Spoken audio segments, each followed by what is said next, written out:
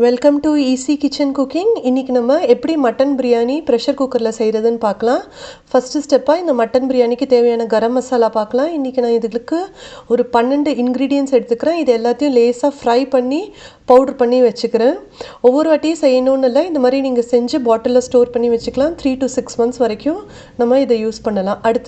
அடுத்த ஸ்டெப்பாக மட்டனை மேரினேட் பண்ணுறது. இன்றைக்கி நான் ஒரு 1/2 கிலோக்கான மட்டன் இல்லை லேம்ப் நீங்கள் என்ன வேணால் எடுத்துக்கலாம்.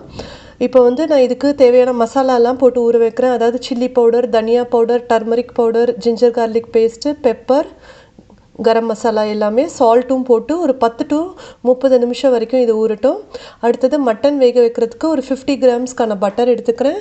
கொஞ்சம் கருவேப்பிலை போட்டுட்டு அதில் நம்ம ஊற வச்சுருக்கிற இப்போ மட்டனை இதோட சேர்க்குறோம். நம்ம கொஞ்சம் கொத்தமல்லி, புதினா, பச்சை மிளகா இதெல்லாம் போட்டு லேசாக கொஞ்சம் 5 to 10 minutes ஃப்ரை பண்ணிங்கன்னா மட்டன்லேருந்தே கொஞ்சம் தண்ணி வரும். இப்போ அந்த ரா ஸ்மெல்லெல்லாம் போயிட்டு மட்டன் ரொம்ப நல்லாயிருக்கும். இந்த ஸ்டேஜில் நம்ம 1 கப்பு தண்ணி ஆட் பண்ணி நல்லா மட்டன் ஒரு 3 to 7 விசில் வரைக்கும், அதாவது உங்கள் மட்டனோட டெண்டர்னஸை பொறுத்து அவ்வளோ ஆகும். லேம்புன்னா ஒரு 7 விசில்ஸ் கூட கண்டிப்பாக ஆகும். இப்போ பாருங்கள், நான் இன்றைக்கி ஒரு 4 விசில் அளவுக்கு விட்டுருக்கேன். மட்டன் நல்லா சாஃப்டாக குக் ஆகிடுச்சு. அடுத்தது இன்றைக்கி நம்ம பாஸ்மதி ரைஸு. இன்றைக்கி நான் 3 கப்புக்கான பாஸ்மதி ரைஸ், அதுக்கு 4.5 கப்பு தண்ணி எடுத்துக்கிறேன்.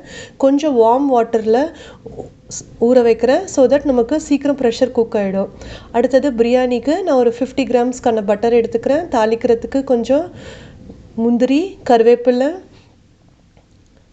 ஏலக்காய், கிராம்பு, பட்டை, பிரியாணி இலை எல்லாம் எடுத்துக்கிறேன்.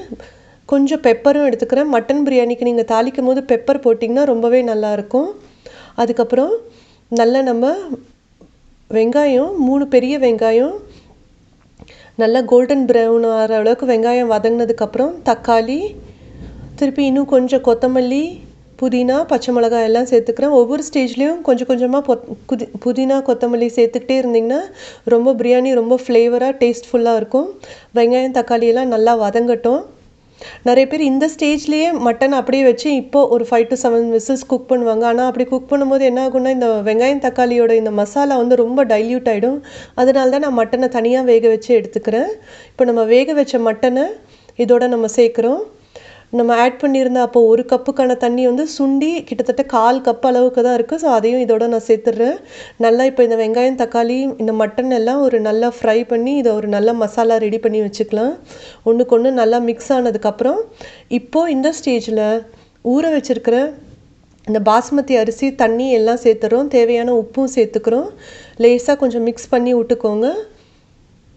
இப்போது இந்த ஸ்டேஜ் ரொம்ப இம்பார்ட்டண்ட்டு. நம்ம இப்போ ப்ரெஷர் குக்கர் தட்டு மூடுறதுக்கு தேவையான தண்ணி இருக்கான்னு பார்த்துக்கணும். உப்பும் சரி பார்த்துக்கணும். இந்த அளவுக்கு தண்ணி இருந்தால் தான் 1 to 2 விசில் வைக்கும் போது அடி பிடிக்காமல் இருக்கும். இப்போ நம்ம மூடி வச்சுட்டு இன்றைக்கி நான் ஒரு 2 விசில் அளவுக்கு ப்ரெஷர் குக் பண்ணுறேன். இப்போ 2 விசில் வந்துருச்சு நமக்கு.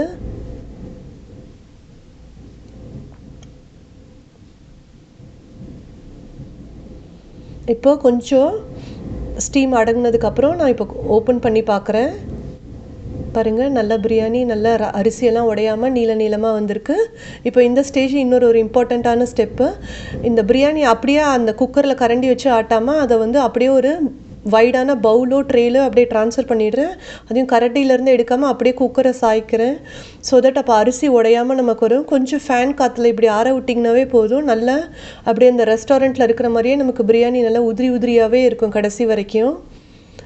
இப்போ பாருங்கள், ஒரு 5 to 10 minutes கழிச்சு இப்போ பாருங்கள் இன்னுமே நல்லா உதிரியாக ஆகிடுச்சு. இந்த ஸ்டேஜில் நான் ஒரு 6 எலுமிச்சை பழம் பிழிகிறேன். லேசாக கொஞ்சம் மிக்ஸ் பண்ணி விட்டுக்கோங்க. பாருங்கள், இப்போது இந்த ஸ்டேஜில் நம்ம இதை ஒரு ஹாட் பேக்கில் எடுத்து வச்சு மூடி வச்சிடலாம். கடைசி வரைக்குமே நல்லா இப்படியே உதிரியாக இருக்கும். இதோ நம்மளோட மட்டன் பிரியாணி ரெடி ஆகிடுச்சு. இந்த கரம் மசாலா செய்கிறதுக்கான டீட்டெயில்டு வீடியோ இந்த வீடியோ லிங்க் நீங்கள் கிளிக் பண்ணிங்கன்னா பார்க்கலாம். அதே மாதிரி சிக்கன் பிரியாணி ப்ரெஷர் குக்கரில் செய்கிறதுக்கும் வீடியோவும் நான் செப்பரேட்டாக போஸ்ட் பண்ணியிருக்கேன். நீங்கள் இந்த லிங்க்கில் செக் பண்ணிக்கலாம். அடுத்தது ட்ரெடிஷ்னல் மட்டன் குழம்பும் நீங்கள் இந்த லிங்க்கில் செக் பண்ணிக்கலாம். தேங்க்ஸ் ஃபார் வாட்சிங் ஈஸி கிச்சன் குக்கிங்.